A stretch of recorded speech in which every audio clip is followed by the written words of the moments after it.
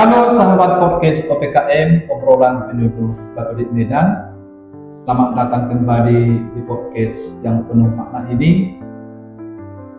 Tema kita pada kesempatan ini adalah mengapa Gereja Katolik tidak bisa merayakan Natal sebelum Vigili Natal, yaitu tanggal 24 malam Natal sering kita sebutkan ya.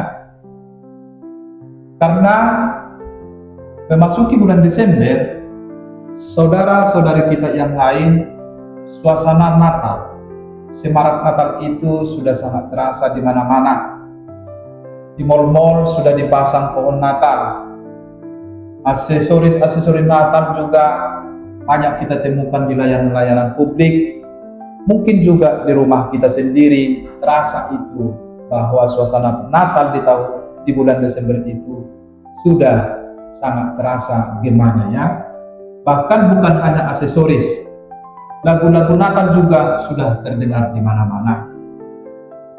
Sedikit berbeda dengan Gereja Katolik. Suasana semarak Natal ini sepertinya biasa-biasa saja. Jika kita masuki gereja, belum ada tanda-tanda kemeriahan Natal itu sendiri.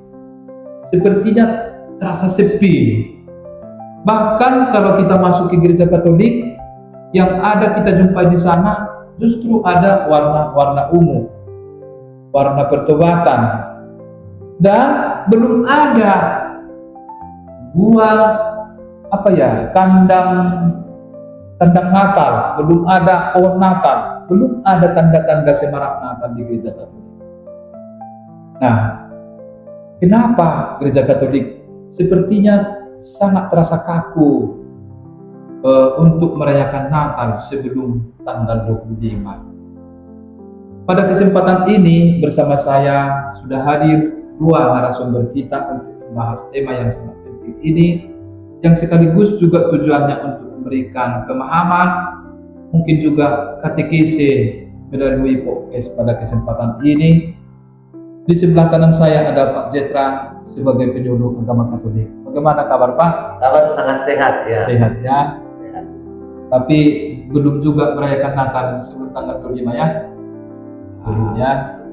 Di sebelah kiri saya juga sudah hadir dan sekaligus juga nanti menjadi narasumber pada kesempatan ini Bapak Edi Sinaga, penyuluh agama Katolik. Bagaimana kabar Pak? Luar biasa. Luar biasa ya. Sudah ada pohon Natal di rumah? Belum ada Pak? Belum ada ya. Nanti mungkin tanggal 22 baru dipasang ya. Ya, baik. Langsung saja dengan Pak Jetra. Begini Pak, banyak umat bertanya. Kita kan sudah tahu bahwa bulan Desember itu adalah masa Natal. Kenapa Gereja Katolik tidak langsung merayakan Natal mulai tanggal 1 Desember sampai nanti puncak tanggal 25. Bahkan di Gereja Katolik itu ada namanya masa Advent, masa persiapan. Boleh nggak Pak disampaikan apa kira-kira makna, apa kira-kira tujuan dari masa Advent ini? Dan Advent ini menurut Gereja Katolik belum dinamai itu, belum dikatakan itu sebagai perayaan Natal. Ya. Boleh tidak Pak dijelaskan apa itu masa Advent dalam Gereja Katolik? Iya, gini Pak. Ini pertanyaan yang sangat bagus ini kan gitu kan. Sangat bagus. Dalam Gereja Katolik, liturgi itu sendiri itu bukan hanya sekedar bukan hanya sandiwara. Iya. Bukan sandiwara sejarah saja itu bukan. Tetapi berdasarkan pedoman umum kalender liturgi dalam gereja, Natal itu bukan juga cuma ulang tahun gitu kan, tetapi itu adalah sebuah misteri inkarnasi.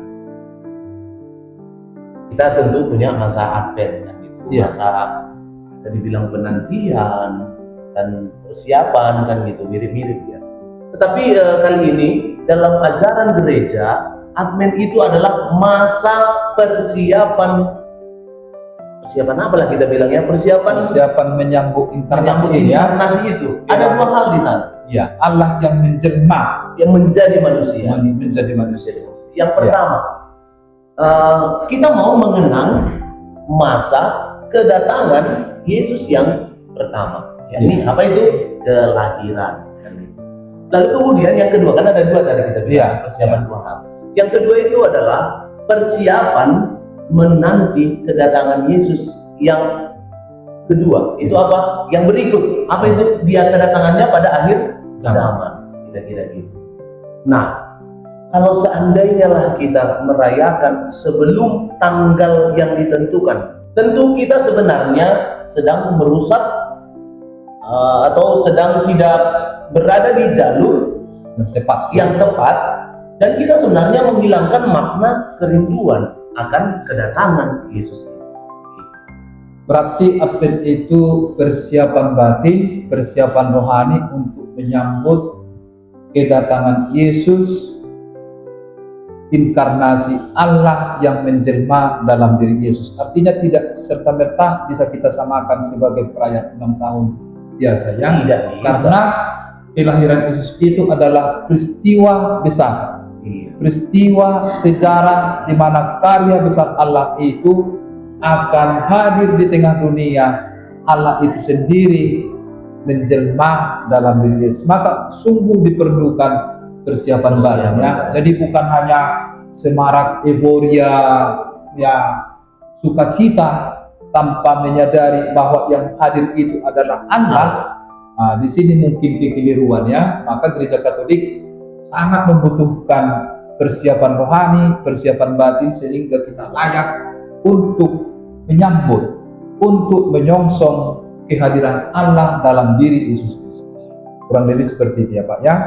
Berarti di sana ada sangat kuat unsur rohani, unsur batin yang dihimbau oleh gereja kepada umatnya agar umat Katolik tidak sampai salah memaknai, salah memahami apa arti Natal itu sendiri. Betul sekali Pak, betul sekali. Ya. Nah, secara teknis memang masa Natal itu sudah baru dimulai itu Ya. sejak Hijili Natal, ya, kan Hijili itu kan 24 malam, ya. malam, tanggal 24 Desember malam.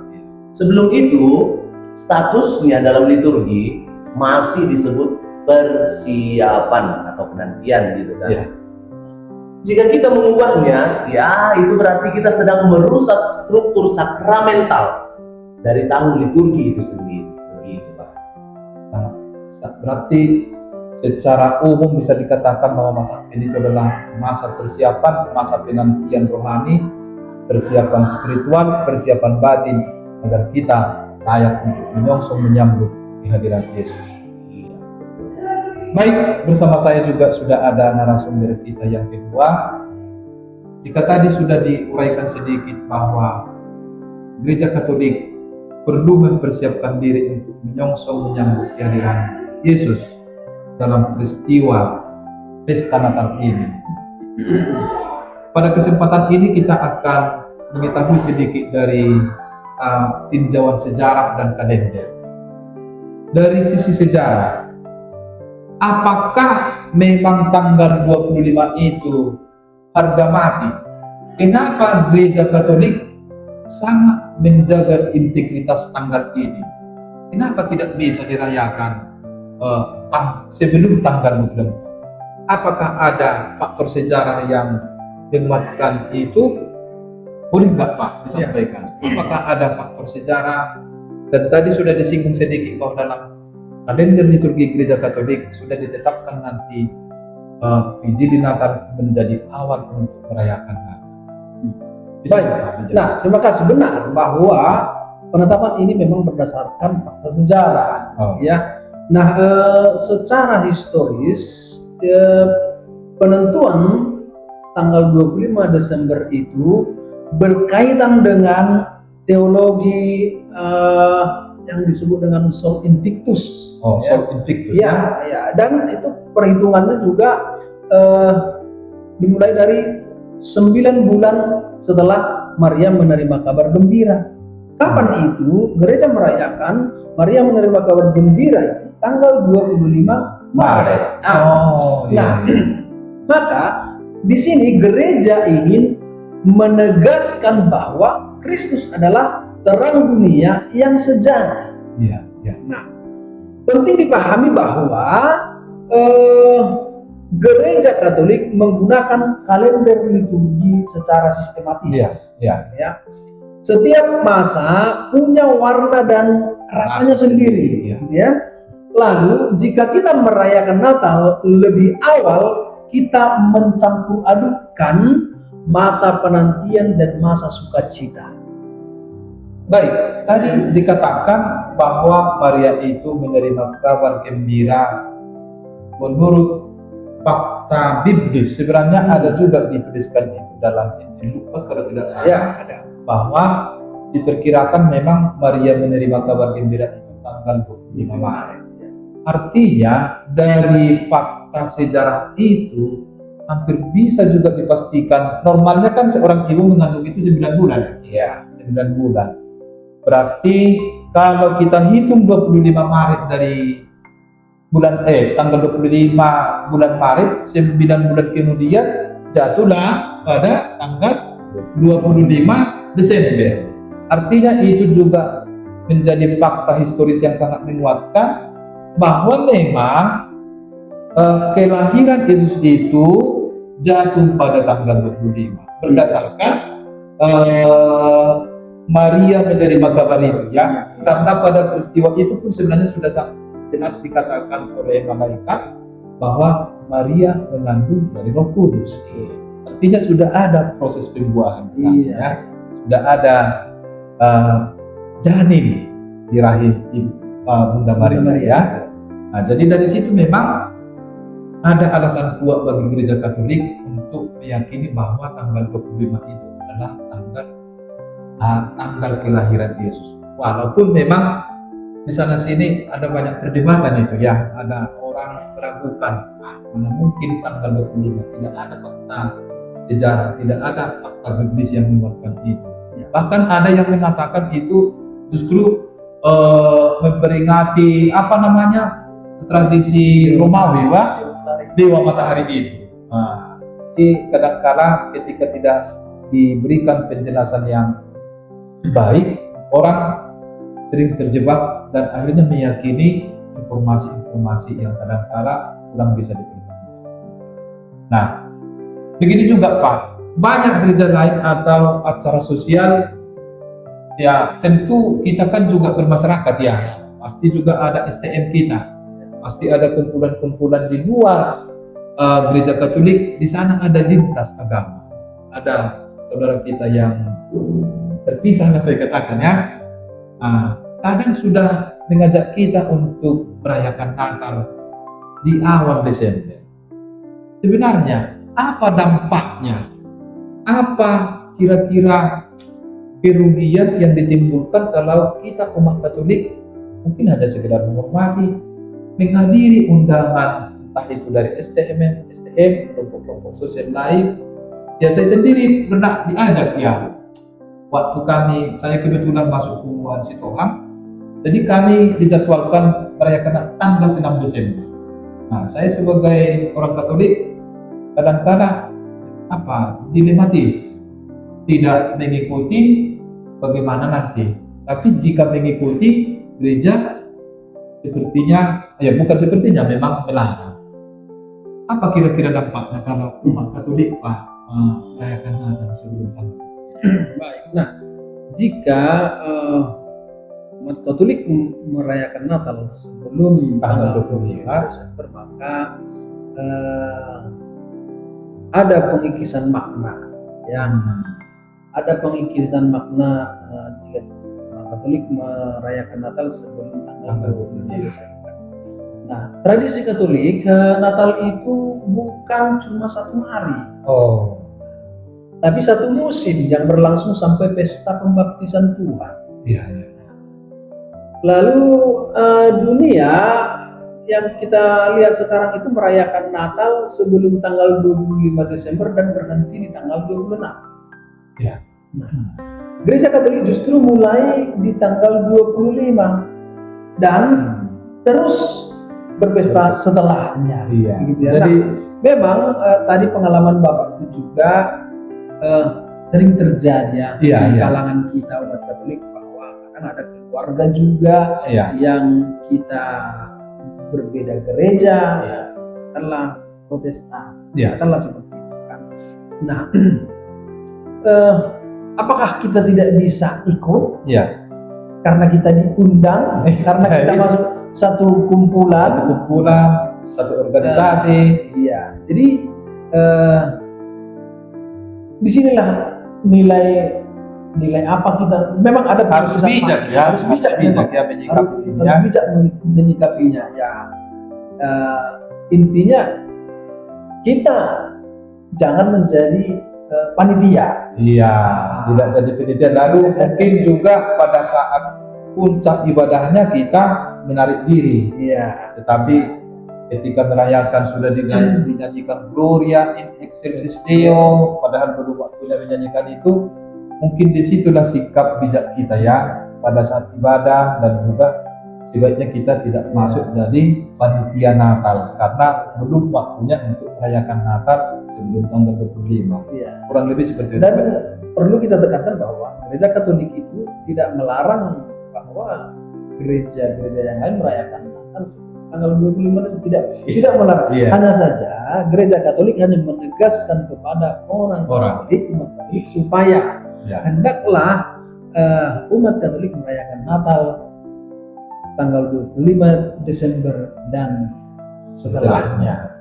Nah, itu menarik tadi Pak. Tadi disinggungkan sedikit bahwa saudara kita yang lain sepertinya puncak pesta Natal itu tanggal 25 dan berakhir tanggal 26. Nah, setelah tanggal itu saudara-saudara kita yang lain ini seperti sudah hilang itu nuansa Natal itu ya. Seperti sukacita Natal itu sudah berakhir di tanggal 26. Iya. Padahal di gereja Katolik justru sebaliknya, tanggal 25 menjadi awal sampai nanti ke pembaptisan itu masih suasana Natal.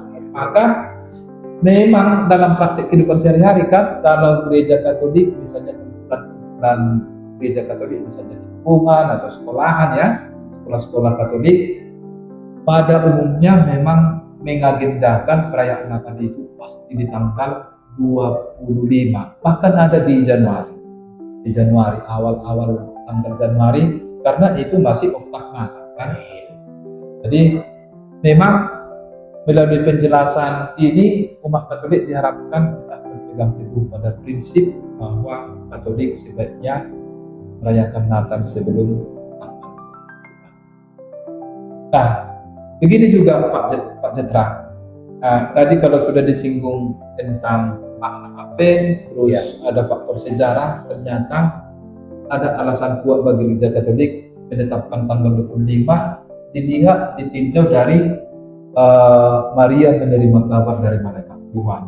Diperkirakan itu tanggal 25. Nah, sekarang kita sedikit melompat ke makna pastoral dan bagaimana praktik perayaan Natal ini di umat Katolik, di lingkungan atau komunitas yang mau merayakan Natal bersama. Di awal-awal bulan, apakah ada alasan yang kuat dan sebaiknya umat Katolik menjadwalkan perayaan Natal ini dimulai tanggal berapa? Kira-kira seperti itu Pak. Secara pastoral, nah kita ya atau gereja lah karena kita bagian dari gereja. Gereja tidak menyarankan perayaan Natal sebelum tanggal 25 itu tadi. Iya. Kan? Walaupun tak terhindarkan lagi, seperti contoh-contoh tadi ya. Iya, kesibukan.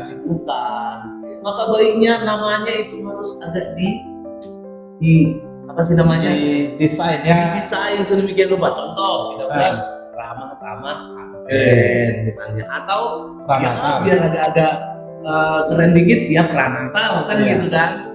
Nah begitu kira-kira. Nah kita tidak menggunakan liturgi Ekaristi Natal apa sih namanya bacaan kelahiran Yesus. Jangan digunakan di seandainya pun tidak terhindarkan lagi berarti. Karena apa? Karena memang gereja mau menyampaikan atau mau mendidik umat kita semua tentang bagaimana itu bersabar. Iya, ada unsur kesabaran di sana ya. Selain itu, gereja mau mengajarkan kepada kita bagaimana itu menanti, mempersiapkan, kan gitu kan? Iya. Ya mempersiapkan kan ada waktu, Ada gitu. Nah, mengapa Ya kan gitu kan ya. Karena di dunia yang serba instan ini kan, ya memang ya kita maunya cepat-cepat. Ya, Nah, sementara masa Advent itu sebenarnya mau mengatakan itu menjadi sebuah rem. ya, menahan dulu. Menahan dulu. Rem itu kan tugasnya menahan, Iya. jangan sampai kebablasan kecepatan akhirnya jadi kejeblosan. Betul. Kita menahan dulu agar nantinya sukacita Natal itu tidak menjadi kehilangan makna, kira-kira gitu. Nah, kalau kita sudah terlalu cepat nanti, terlalu cepat untuk bereuforiya, Iya. berpesta, merayakannya, maka tiba nanti hari H, kita sudah kehilangan tenaga. Benar, ya. Kita kehilangan semangat dalam sukacita Natal itu. Iya, Nah, iya. sama kayak makan juga kan. Iya. Kalau kita sudah kenyang Iya. makan, Iya. gitu kan. Di awal Iya. awal Desember kita sudah kenyang makan kue-kue Natal itu. Ya, Kumbang layang udah kita gas, roti-roti apa sudah kita Iya. gas. Padahal itu kita mempersiapkan masih untuk masa Natal. persiapan sebenarnya. Tiba saatnya tanggal 25 Desember nanti, maka kita sudah tidak bisa lagi, Tidak selera lagi. tidak kan? selera lagi untuk Tidak nikmat bergembira, lagi. tidak nikmat lagi. bosan gitu ya. Tidak bosan begitu lah kira-kira. Mana pernah ada seperti ini? Ini mungkin sedikit mirip ilustrasinya. Hmm. Di kampung-kampung kan kalau pesta adat itu kan biasanya kan masih paguyuban atau orang sekampung itu yang mempersiapkan segala Iya, sesuatu. STM Jadi, ya STM-nya lah. Jadi kadang ada perhubas perjaga luar. Ya, terjaga. Kita tahu lah perjagaan ini kan dari pagi mereka kan sudah mempersiapkan diri itu segala sesuatu sehingga jadi banyak kejadian di berbagai tempat itu perjagaan itu ketika makan bersama tidak selera Tidak lagi. selera lagi. Kenapa? Karena pada saat menanggoi Iya. apa namanya itu memotong-motong daging ini sudah masuk. Nah, ini dia. Itu Sudah masuk. Aduh, iya, Jadi itulah. seperti itu. dulu ya. Belum waktunya harusnya dia makan, tapi karena tidak tahan lagi dia Iya. untuk menikmati Ya, potongan daging potongan, ini, iya. dimakan sampai dipotong. Kurang lebih. Jadi memang sangat tepat lah ketika kita nanti sudah terlalu bereuforiya, terlalu bersemangat merayakan Natal sebelum hari hanya, nanti begitu di hari hanya kita akan kehilangan semangat, kehilangan tenaga, sepertinya muncul rasa bosan. Iya. Baik, kelihatannya masih banyak hal yang bisa kita sorot Ya, tentang makanya. mengapa gereja Katolik ini harus merayakan Natal seperti ini. Ya, tadi sudah disampaikan, baik itu dari segi apa tadi persiapannya yang seringkali kita sebutkan masa Advent, juga dari faktor sejarah, juga dari dimensi pastoralnya. Luar biasa untuk Bapak berdua bahwa bincang-bincang kita pada kesempatan ini mudah-mudahan bisa mencerahkan, bisa mendapat pemahaman baru bagi seluruh pendengar kami. Nah, untuk menutup podcast kita ini, bincang-bincang kita ini, mungkin ada sesuatu yang mau perlu ditegaskan, disampaikan kepada pencinta podcast kita ini ya, Iya. para pendengar atau penonton kita nanti, sehingga mereka, oh ternyata ini maksudnya. Boleh Pak disampaikan Baik. semacam closing statement ini. Baik, terima kasih. Nah, tadi kita sudah banyak berbicara tentang mengapa gereja Katolik tidak merayakan Natal sebelum tanggal 25 dan banyak juga tokoh-tokoh Katolik, pastor dan lain-lain membahas ini. Ya. Banyak.